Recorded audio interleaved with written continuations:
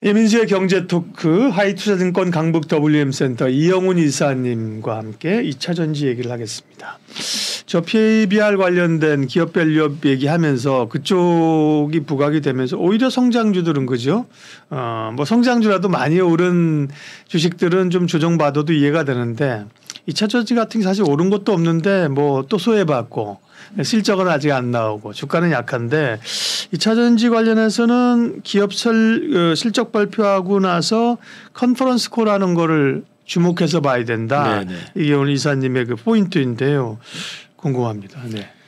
일단 2차 전지가 제가 작년부터 이제 그 캐즘 구간에 들어섰다. 네. 그래서 이제 연말에 주가 오르면 좀 비중을 좀 줄이시는 게 좋겠다. 뭐 2차 전지뿐만 아니라 전체 주식을 좀 줄이시는 쪽으로 이제 제가 제시를 했었고. 네.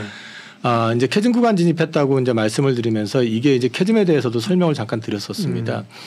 이게 성장 산업이 처음에 이제 그 신기하니까 그다음에 이제 작품 이게 괜찮다 판단이 되면 얼리어답터들이 적극적으로 그걸 채용을 하면서 네. 급하게 성장을 하는데 급하게 성장을 하게 되면은 어떤 상황이 나타나냐면은 이제 일단 참여하는 업체들도 많아지게 되고 그다음에 그 가격은 그러니까 양산이 되지 않으니까 가격은 이게 생산자니 못 따라가니까 가격은 좀 오히려 올라가 버리는 그런 상황이 나오니까 어느 순간에 딱 정체가 돼 버립니다. 왜 얼리어답터들이 다 사고 나면은 그 사람들이야 처음에 다른 사람들이 없는 걸 내가 가지고 있고 내가 먼저 해봤다라는 걸 가지고 굉장히 자랑을 하잖아요. 그렇죠. 요즘 이제 비전 프로 나오니까 다들 이제 그거 받은 사람들 유튜브에서 많이 하는 것처럼.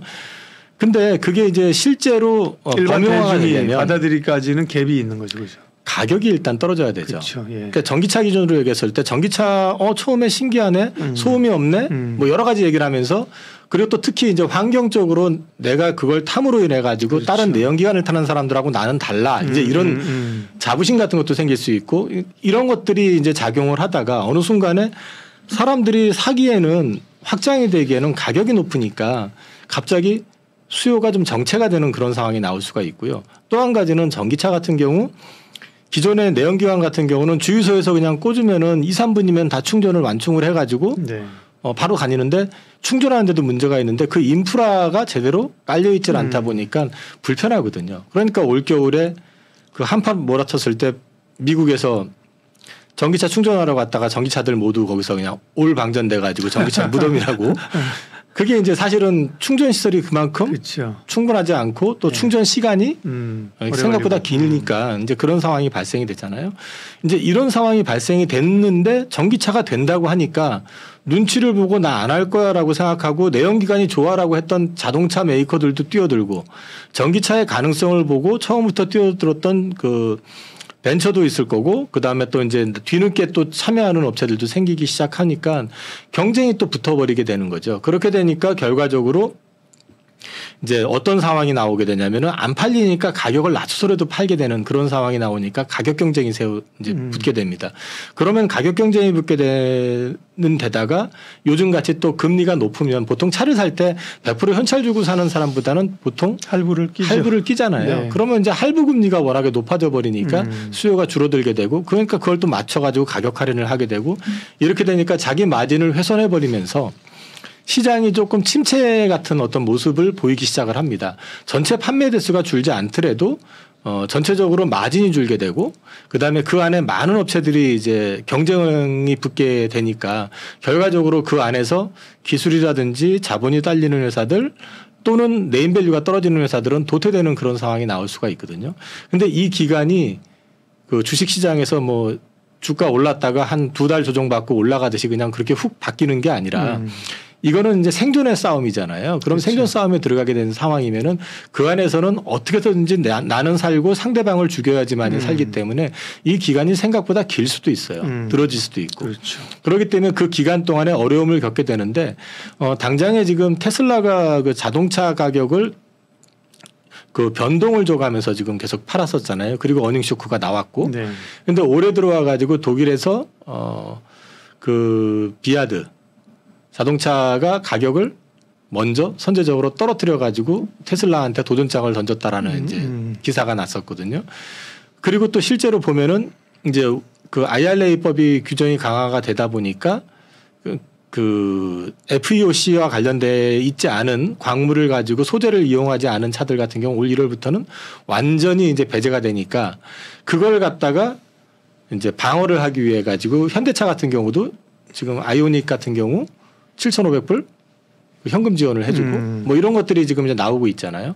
근데 이제 이런 상황이 또 나올 수밖에 없는 게 내연기관 차들 같은 경우는 그 연비 규제 이슈가 또 같이 맞물려 가지고 1년에 그 자기가 팔았던 자동차 총량, 예를 들어서 미국이면 미국에서 팔았던 자동차 총량에서 연비를 계산을 해가지고 거기에 합당하게끔 전기차를 갖다가 일정 비율을 팔지 못하면 벌금을 물게 돼 있거든요, 지금.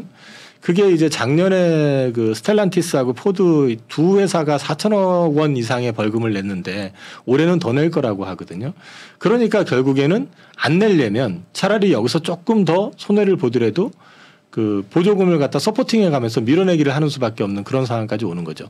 그러니까 지금은 구조적으로 봤을 때 자본이 딸리거나 기술이 딸리는 기업들은 자동차, 셀 또는 소재 업체들 공이 어려움을 겪을 가능성이 높은 구간이라는 거죠. 그런데 실제로 지금 그나마 다행인 거는 우리나라가 항상 보면 자 화학, 철강, 조선, 디스플레이까지 중국이 보조금을 줘가면서 육성을 해왔었잖아요. 근데 걔네들이 보조금을 줘서 육성했던 산업들이 해필이면 우리나라의 핵심 산업군들이었었고 그 산업들이 보조금 때문에 확 일어났다가 중국 내에서 소화가 안 되니까 자기네들이 이제 더 이상 갈 데가 없으니까 외국에다가 저가로 덤핑을 치는 바람에 우리나라의 그 관련 업체들이 다 어려움을 겪었잖아요. 근데 이번에 같은 경우는 그런 어려움을 겪을 상황에서 미국은 거죠. IRA, FEOC로 막아버리고 유럽은 지금 최근에 CRMA하고 이제 또 그 중국과 관련된 제품에 대해서 이제 관세 부과라든지 이런 것들을 지금 얘기하면서 이제 막기 시작을 하니까 중국 내부에서는 이미 이게 좀 심각하게 진행이 되고 있는 것 같더라고요. 그래서 이제 앞에 제일 위에 있는 기업들은 큰 문제가 없는데 중상위권 내지는 중간급 쪽에 있는 쪽 같은 경우는 리튬 관련 회사들도 지금 폐업하거나 아니면 생산을 중단하는 회사들이 나오고 있고 배터리 업체들 경우에서도 보면은 한 4위권, 5위권 업체 하나가 또 정리가 되는 그런 분위기가 있는 것 같고요. 어디서요? 중국이요. 중국이요. 자동차 같은 경우도 마찬가지로 이제 그런 부분들이 좀 나타나는 모양을 보이고 있기 때문에 그나마 우리 업체들이 좀 숨 쉴 공간은 지금 가지고서 가고 있는 구간이다. 그렇지만 이 어려운 구간 속에서 이제 중요한 거는 결국 우리나라 업체들도 그 소위 말해 가지고 전방에 있는 업체들, 소위 말해서 그 수요처들 예를 들어 가지고 소재 같은 경우는 셀이겠지만은 셀 같은 경우는 이제 그 전방의 자동차 업체들을 좀 다변화하고 그 다음에 여러 가지 경쟁 업체들을 많이 확보하고 있지 않고 특정 업체에 좀 쏠려 있을 경우에는 좀 어려움을 좀 겪을 수밖에 없다. 이제 이런 것들을 구간을 좀 이제 거쳐 나가야 되는 구간이 지금 현재 캐준 구간이고 이게 이제 작년 10월, 11월부터 미국 같은 경우도 전기차 그 성장률, 판매 성장률이 40%대 후반에서 30%대로 줄었더라고요. 그리고 올해 지금 1월 달 거 조금 전에 나온 거 그 모 증권회사에서 나온 거 제가 잠깐 봤는데 자동차 성장률은 3%? 판매량 기준으로요. 전기차 성장률은 32%. 그럼 30%대니까 어쨌든 작년 초중반보다는 여전히 좀 슬로우하지만 전기차는 자동차 성장률에 비해서는 확실히 올라오는 그림은 맞다. 근데 이제 그럼에도 불구하고 이 구간 자체는 조금 어려운 구간이기 때문에 이 구간 속에서 가장 중요한 건 그러면 전방 업체들의 시장에 대한 전망 예측치가 중요하다. 그래서 제가 컨퍼런스 콜을 굉장히 중요시 보셔야 된다. 제품이나 산업이 성장하는 그 라이프 사이클 에서 거기 이제 캐즘이라는 구간이 발생하고요. 2차 전지 산업이 지금 그런 단계를 가고 있다. 거기까지 뭐 방송 들으시는 분들이 다 이해하실 거고. 그래서 컨퍼런스 콜을 보자고 하시는 그 이유가 몰랐는데 미국도 그런 거잖아요. 지금 빅테크 기업들 보면 실적은 지금까지 실적은 괜찮거든요. 근데 주가 급락해. 결국 이제 가이던스가 어떠냐를 거기서 컨퍼런스 콜에서 얘기하기 때문이잖아요. 그러니까 2차 전지 업체들도 그런 컨퍼런스 콜을 통해서 이 미래 전망이 어떠냐, 그죠? 그걸 체크를 해야 된다는 말씀이신데, 그럼 좀 기업별로 좀 체크를 해주십시오. 요 그림은 지금 나오는 거는 이제 그거 앞서 말씀드렸던 내용을 요약한 내용이니까 참고하시면 될 것 같고요. 자, 테슬라 컨퍼런스 콜은 그냥 이제 일단 테슬라는 가격 경쟁 점화의 당사자고, 그런데 문제는 컨퍼런스 콜에서 나온 거는 사실 신차에 대한 기대, 신모델에 대한 기대감이 있었는데 25년 말 저가 모델로 생산을 시작하겠다라고 얘기를 했고요. 네. 그다음에 사이버 트럭 역시도 25년이 돼야지 양산이 가능하다. 그다음에 여기에 한 가지 더 이제 그 뒤통수를 때린 거는, 그러기 때문에 우리가 어려우니까 부품 공급 단가를 재협상하겠다. 요 얘기를 하는 바람에 이제 테슬라 향으로 노출이 좀 돼 있는 기업체들이 조금 주가들이 많이 좀 빠진 측면이 있습니다. 그리고 이제 얘기했던 거는 고금리 환경, 그다음에 그러기 때문에 향후에 연간 50% 성장은 불가능하다. 그러면서 이번엔 24년도 판매량 가이던스를 제시 안 했습니다. 그래서 이게 노이즈로 이제 작용을 하면서 테슬라 주가 급락하고 뭐 이제 여러 가지 이유가 있었습니다. 테슬라의 컨퍼런스 콜은 어쨌든 내용이 좀 불투명하다, 그죠? 이렇게 볼 수 자기네들 있고. 입장에서 우리 힘들어라는 걸 강조했던 거고요. 근데 사실 여기 보면은 이제 연간 50% 성장 불가능이라고 해놨잖아요. 그럼 그 레인지 안에서는 어쨌든 성장은 할 거라는 걸 갖다가 암시하고 있는 걸 수도 있거든요. 뭐 역성장한다는 얘기를 하는 건 아니니까. 근데 이제 이런 얘기를 하는 것 자체는 그 앞서서 언급했지만은 부품 공급 단가 재협상에다 방점을 좀 두고 있는 것 같습니다. 자기네들 마진 개선을 위해서. GM 컨퍼런스 콜 같은 경우는 이제 한마디로 자신감이었습니다. GM 같은 경우는 24년도 하반기면 가시성 있게 전기차에서 이익이 날 거다. 올해네요. 네네. 예. 그다음에 EV 성장세는 그래도 좀 작년보다는 둔화될 것 같다. 그런데 여기서 얘기한 거, 강조한 거는 오하이오 배터리 1공장, 테네시 2공장은 1분기 내에 가동을 한다. 그러니까 이제 전기차 쪽에 대해서는 자기네들도 신차라든지 이런 부분들은 적극적으로 출시를 할 거고 공격적으로 대응을 할 거다라는 얘기를 했고요. 그다음에 이제 그 실적 좋아지는 이유 중에 하나가 소재 가격 하락을 들었습니다. 그래서 GM은 조금은 긍정적인 컨퍼런스 콜을 했던 것 같습니다. 현대차 같은 경우는요, 24년도 전기차 판매량은 한 12% 정도 증가할 거로 전망을 했습니다. 그리고 양산 모델을 확대할 거고, 조지아주 신규 전기차 공장 건설 지속한다. 그리고 이제 세액 공제를 대응하기 위해서 아이오닉 5, 6 이제 이게 보면 렌터카라든지 이런 쪽에 파는 거는 IRA 보조금을 받는데 네. 일반한테 파는 거는 지금 보조금을 못 받거든요. 받죠. 그래서 인센티브를 도입을 하겠다. 그 세액 공제액만큼을 이제 도입을 해가지고 지원을 해서 팔겠다라는 얘기를 한 거고요. 2030년까지 장기적으로 중기적으로 18개 신모델을 출시하고 200만 대 판매량을 달성하겠다. 그래서 3대 전기차 메이커로 올라서겠다라고 얘기를 했고요. 작년 판매량 기준으로 봤을 때 현대차 그룹, 현대 기아 합쳐가지고는 테슬라 다음으로 두 번째 미국에서는 위치를 했습니다. 그다음에 이제 SDI 컨퍼런스 콜을 보면은요, SDI 같은 경우는 작년 하반기 특히 10월 이후에 굉장히 적극적인 투자, 그다음에 이제 계약과 관련된 이슈들을 제기를 했는데 이번에도 그런 부분들은 좀 언급이 된 것 같습니다. 그래서 북미는 연 50% 성장을 전망한다. 이거는 이제 SDI, 그러니까 시장 전체라기보단 제 판단은 SDI의 자신감인 것 같습니다. 그러니까 이제 그쪽으로 해가지고 보는 것 같고, 유럽은 조금 둔화될 걸로 예상을 하는 것 같고요. 시장 자체는 하반기부터 회복될 거다. 그래서 상반기보다는 하반기 쪽부터 회복이 될 거라고 얘기를 하는 것 같고요. 헝가리 공장이 한 90% 정도 지금 현재 가동이 되고 있다. 그래서 유럽 시장이 조금 톤다운이 되긴 하지만 크게 어려움은 없을 것 같다는 뉘앙스였고요. 큰 그림에선 하반기부터 전체적으로 배터리 시장 회복될 거라고 기대를 하고 있습니다. 네. 엔솔은 이제 유럽에 대해서는 조금 부진할 것 같다라는 쪽으로 이제 발표를 했고, 대신에 이제 미국 향으로는 배터리 기준으로 30%대 성장을 할 거로 전망을 하고 있습니다. 그리고 글로벌 시장으로는 한 20%대 성장을 할 거다.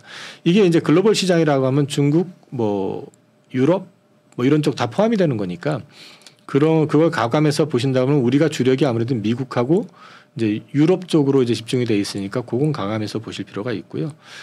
원통형 쪽으로는 채택률이 확대가 되면서 수요 개선이 될 거고, 그다음에 배터리 판가가 2분기까지는 하락할 것 같다. 그러면서 하반기부터는 조금 돌아서지 않겠느냐라고 이제 저 얘기를 했습니다. 국내 업체들 지금 뭐 완성차, 현대차, 기아야 같이 가는 거니까 삼성, SDI, LG 엔솔 뭐 컨콜 내용이 대체로 그래도 좀 좀 기대할 만하네요. 그렇게 뭐 썩 나쁜 건 아니네요. 한마디로 말씀을 예. 드리면 바닥권에 온 것 같다. 그러나 드라마틱하게 돌아서지는 않고 완만하게 회복이 될 것 같다. 시간 걸린다. 24년 전망입니다. 예. 그래서 제가 이제 앞서 이제 그 몇 개 회사들을 보여드렸는데 여기는 지금 이제 거기에 맞물려 가지고 제가 표를 하나 만들어봤는데요. 테슬라, GM, 현대차, 엔솔, SDI, 포스코 퓨처엠, 포스코 홀딩스까지. 포스코 홀딩스는 어쨌든 리튬을 이제 생산을 하니까요. 그래서 이제 정리를 해서 말씀을 드리면 24년 전망치를 딱 놓고 말씀을 드리면 GM이 굉장히 공격적으로 EV 쪽에서 이제 이익 나온다. 이제 자신 있게 하반기부터 이익 나올 것 같다고 얘기를 했고 현대차는 전기차 판매는 계속 증가할 거다. 근데 쭉 내려서 보시면 전반적으로 그러면 GM 향으로 이제 매출이 좀 인식이 될 수 있는 소재나 배터리 쪽 회사들은 아무래도 좋겠네요. 조금 플러스가 날 수 있을 거고 테슬라 향은 조금 어려워질 수 있는 상황일 것 같다. 그다음에 북미 쪽은 공이 어쨌든 30%대 성장을 할 거라고 지금 기대를 하고 있는 것 같고요. 실적 관련해 가지고는 현대차는 23년 정도 수준을 일단 컨퍼런스 콜에서 제시를 했고 사실 24년 실적이 엄청 좋았잖아요. 현대차는. 네, 워낙에 좋았기 때문에.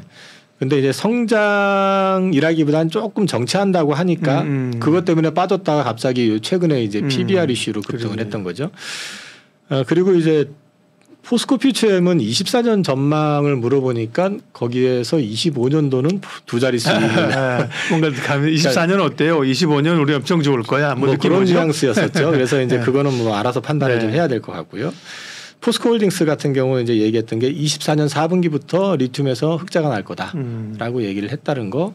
그다음에 이익 정상화는 25년부터 이제 기대를 하고 있다라고 얘기를 하고 있습니다. 그래서 요걸 종합해서 한번 보시면은 올해 2차 전지 관련해 가지고 주식이 없는데 신규로 진입을 원하시는 분이 계시다 그러면 1분기나 2분기 초 사이에 좀 싼 구간이 나오면 지금도 싸지만은 혹시라도 좀 더 싸게 사길 원하시거나 아니면 지금 구간에서 사시길 원하신다면은 거기서 일부 담아 보시는 건 나쁘지 않을 것 같다.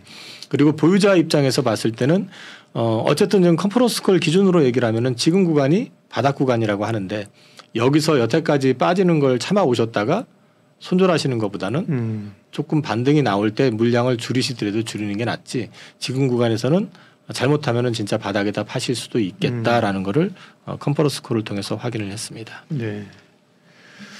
그러게요. 2차 전지 뭐 고민이 많죠. 이제 사실은 조금 올해 가격 조정 작년에 기간 조정 이후에 반등을 기대했는데 반등이 안 나오고 있는데 사실은 이제 업황을 봐야죠. 업황을 보고 그 앞으로 미래 업황을 볼 수 있는 게 컨퍼런스 콜이었고요. 내용들을 쫙 정리를 해주셔서 당장 뭐 저 PBR이랑 같이 다음 주부터 2차 전지가 오른다는 건 아니지만 그죠. 뭔가 좀 스케줄이 나오는 그죠. 예, 이런 도움 말씀을 주셨습니다. 2차 전지 관련된 이야기 하이투자증권 이영훈 이사님과 함께했습니다. 고맙습니다. 감사합니다. 상담 약속 홈쇼핑 DB로 당당하게 활동할 설계사 및 관리자를 모집합니다. 오늘은 어디로 가지? 오늘은 누구에게 가지? 오라는 것도 갈 곳도 없는 고민. 인포벨 보험사업단이 해결해드립니다. 지인 영업, 연구 영업, 개척 영업, NO! 상담 약속 홈쇼핑 DB로 당당하게 활동할 설계사 및 관리자를 모집합니다. 지금 바로 전화하세요. 상담 약속 홈쇼핑 DB로 당당하게 활동할 설계사 및 관리자를 모집합니다. 오늘은 어디로 가지? 오늘은 누구에게 가지? 오라는 것도 갈 곳도 없는 고민. 인포벨 보험사업단이 해결해드립니다. 지인 영업, 연구 영업, 개척 영업, NO! 상담 약속 홈쇼핑 DB로 당당하게 활동할 설계사 및 관리자를 모집합니다. 지금 바로 전화하세요.